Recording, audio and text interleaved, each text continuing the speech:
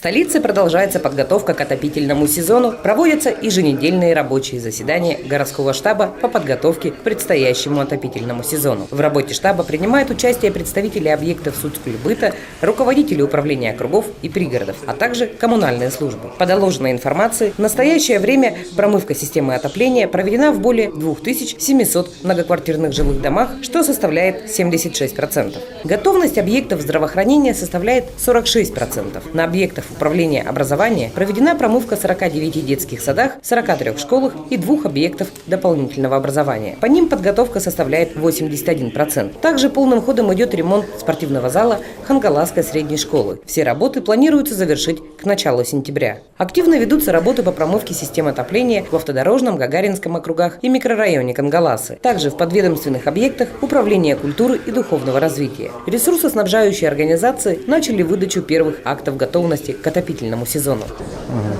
У нас в соответствии с нашим распоряжением администрации города Якутска у нас создан оперативный штаб.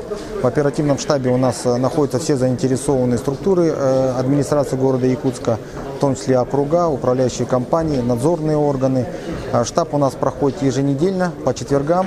У нас двери для всех открыты, для товарищей собственников жилья, для управляющих компаний, для ресурсоснабжающих организаций. Также жители могут приходить для решения своих насущных проблем в части подготовки к отопительному сезону. Поэтому в четверг в 2:15 мы еженедельно традиционно проводим в большом зале мэрии такие оперативные штабы.